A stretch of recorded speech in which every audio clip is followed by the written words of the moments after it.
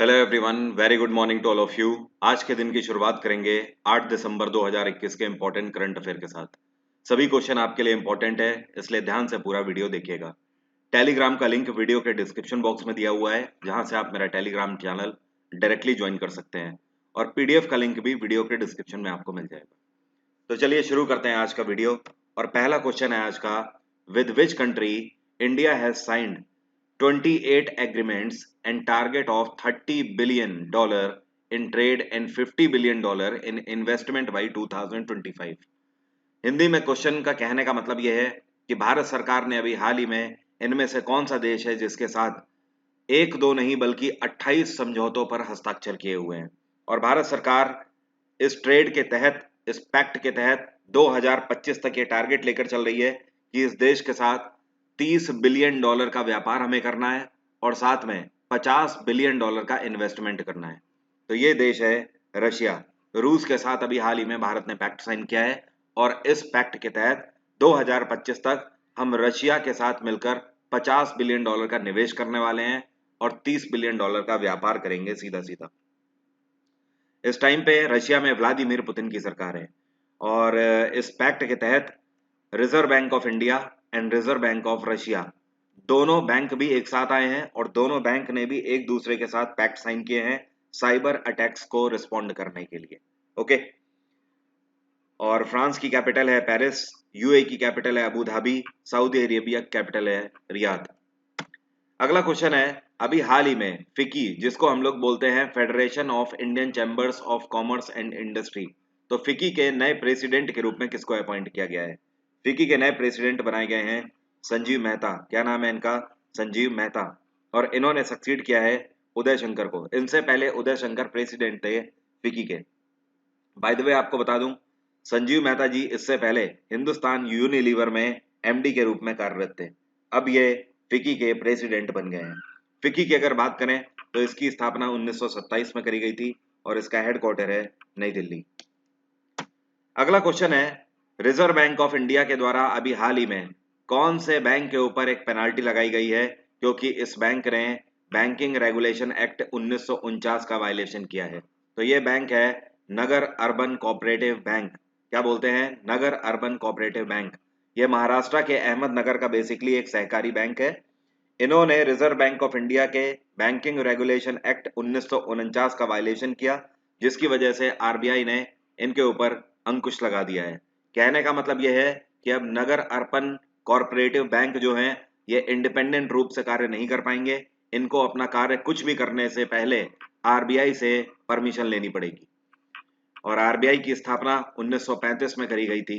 RBI का राष्ट्रीयकरण 1949 में हुआ था और इस टाइम पे आरबीआई के गवर्नर हैं शक्तिकांत दास। आरबीआई का हेडक्वार्टर है मुंबई।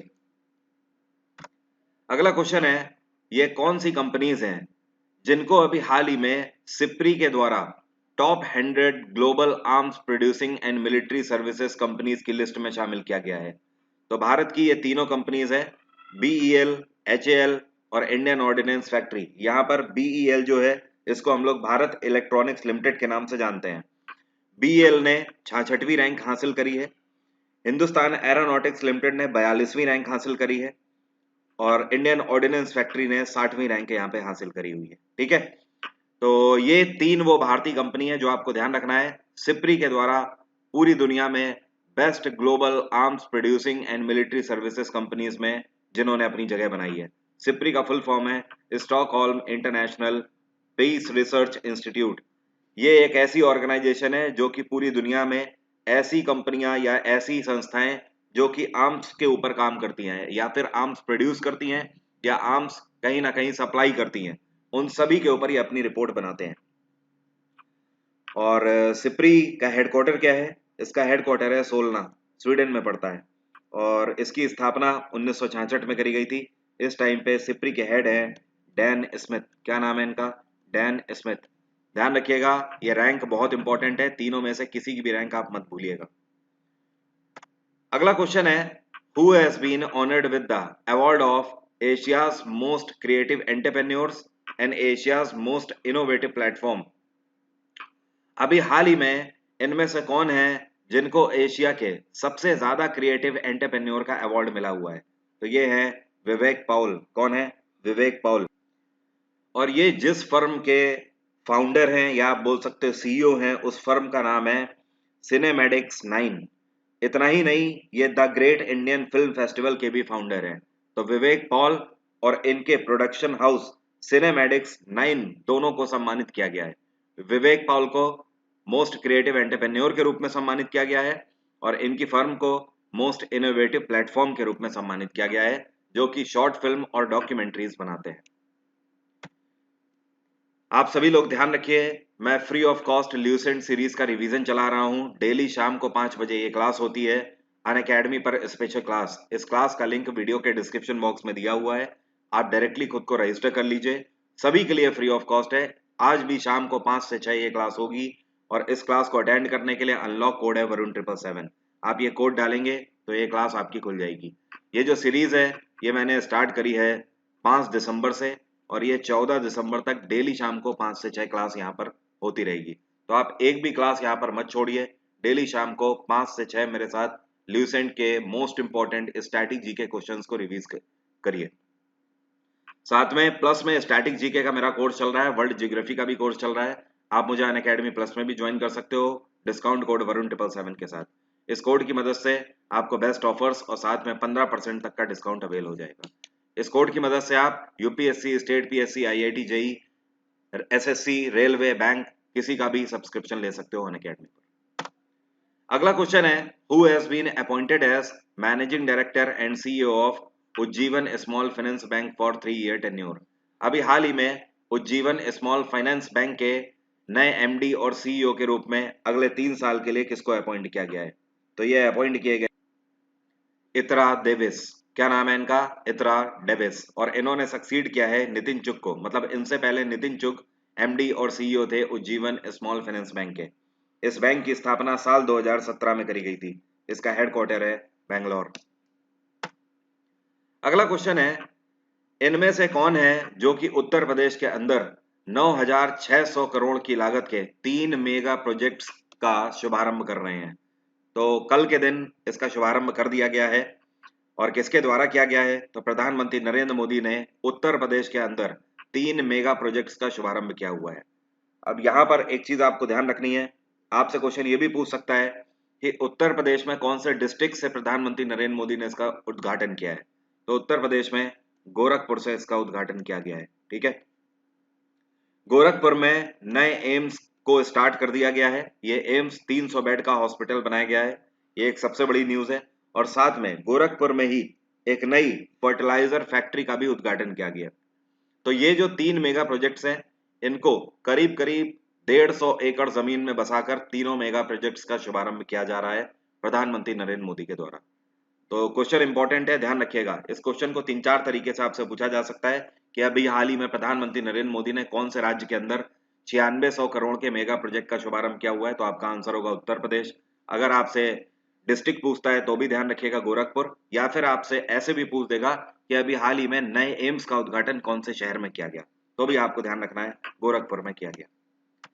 अगला क्वेश्चन है, who has reclaimed the top spot in the ICC test ranking after a defeat of 1-0 series over New Zealand.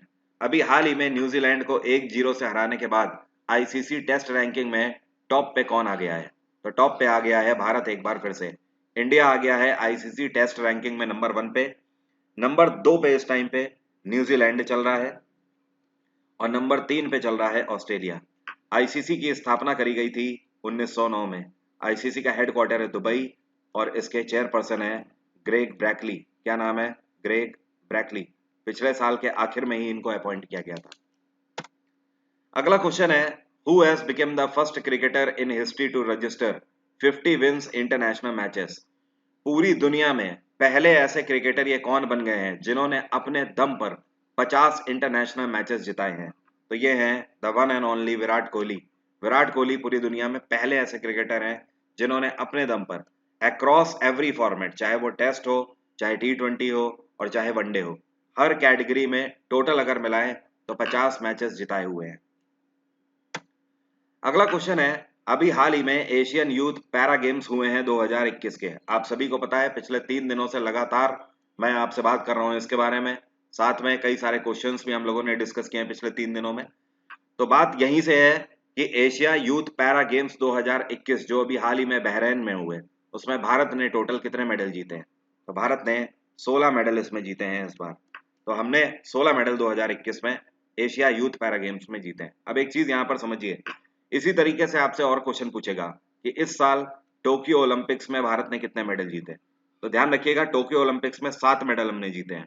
अगर आपसे पूछे पैरा ओलंपिक्स में कितने हमने जीते हैं, टोक्यो पैरा ओलंपिक्स में, तो आपका आंसर होगा 19 मेडल जीते हैं। अगर आपसे पूछता है एशियन यूथ चैंपियनशिप में किसने जीते हैं, कितने मेडल हमने जीते हैं, तो उसमें 20 जीते हैं। और अगर आपसे पूछे एशियन यूथ पैरा गेम्स में कितने जीते हैं, तो आंसर आपके सामने है 16 मेडल जीते हैं। तो ध्यान रखिएगा, दोनों के पैरा आपको ध्यान रखने हैं और दोनों के जनरल आपको ध्यान रखने हैं। Tokyo Olympics 7, para Olympics 19, Asian youth championship 20 and Asian youth para games 16। अगला क्वेश्चन है a multinational disaster relief exercise जिसका नाम है पेनेक्स 2021, ये कौन से देशों के बीच में होने जा रही है? एक्चुअली पेनेक्स 2021 एक डिजास्टर रिलीफ एक्सरसाइज है जो कि अभी स्टार्ट होने जा रही है 20 दिसंबर से। कब से? 20 दिसंबर से। और ये कब तक चलेगी? 22 दिसंबर तक चलेगी। 3 दिन की एक्सरसाइज होने जा रही है। इसमें बिम्स्टेक के सारे कंट्रीज हिस्सा ले रहे हैं। बिम्स्टेक एक ऐसा ग्रुप है जिसमें 7 देश हैं। ये 7 देश कौन कौन से हैं? पहला तो हमारा भारत, दूसरा नेपाल, तीसरा भूटान, चौथा बांग्लादेश, पांचवा म्यांमार, छठवां थाईलैंड और सातवां श्रीलंका। ये 7 देश एक साथ आकर पैनेक्स 2021 रिलीफ एक्सरसाइज में हिस्सा ले रहे हैं। ये एक्सरसाइज बेसिकली इसलिए है कि ये जो बे ऑफ बंगाल वाला रीजन है, इस पूरे रीजन में कोऑर्डिनेट कैसे करेंगे। तो इस पूरे रीजन में कोऑर्डिनेट करने के लिए ये बिम्स्टेक के जो 7 कंट्रीज हैं वो सभी आपस में यहाँ पर हिस्सा ले रहे हैं। तो अकॉर्डिंग टू ऑप्शंस जो हमारे आंसर होंगे वो आंसर है Sri Lanka and India. So we will go with this D one the option, so both A and B. Okay, the next question is which country has announced the boycott of Olympics 2022। आपसे कह रहा है ये कौन सा देश है जिसने 2022 के ओलंपिक से बायकॉट कर दिया है। तो ध्यान रखिएगा, अभी हाल ही में ये है अमेरिका। अमेरिका ने 2022 के ओलंपिक से बैकआउट कर दिया है। ऐसा किस लिए क्या हुआ है? क्योंकि अमेरिका और चाइना के बीच में आपको पता ही है रिलेशंस बहुत अच्छे नहीं चल रहे हैं। पिछले 3 साल से दोनों कंट्रीज के बीच में ट्रेड वॉर चल रहा है। उसके बाद आपने देखा कि दोनों कंट्रीज के बीच में ह्यूमन राइट्स को भी लेकर कई सारी बहस हो चुकी है। तो अल्टीमेटली चाइना के अंदर जो कई सारे तबकों के ऊपर जो जुल्म किए जा रहे हैं, ह्यूमन राइट्स उनके वायलेट किए जा रहे हैं, इस वजह से यूएस पहला ऐसा कंट्री बना है कि 2022 में होने वाले ओलंपिक्स के लिए यूएस ने बैकआउट कर दिया है चाइना को। ओके, और साथ में ब्रिटेन ने भी प्रतिक्रिया दी है कि मे बी ब्रिटेन भी आगे बाइकआउट कर दे, कि हो सकता है ब्रिटेन भी अगले साल चाइना में होने वाले बीजिंग ओलंपिक्स में हिस्सा ना ले। तो फिलहाल यूएस ने बाइकआउट कर दिया है। So third one is the correct answer. ये चीज ध्यान रखिएगा कि 2022 के ओलंपिक्स कहाँ होने हैं, आपका आंसर होगा बीजिंग, बीजिंग में होने हैं। अगला क्वेश्चन है which product has been launched in Assam to thwart elephant attacks in human habitats. कहने का मतलब यह है कि आसाम में बहुत सारी ऐसी बस्तियां हैं जहां पर हाथियों के द्वारा हमला कर दिया जाता है कभी कभी। तो मानव बस्तियों को हाथियों के हमले से बचाने के लिए आसाम सरकार ने अभी हाल ही में कौन सी परियोजना शुरू करी है? आसाम सरकार ने रीहैब परियोजना शुरू करी है।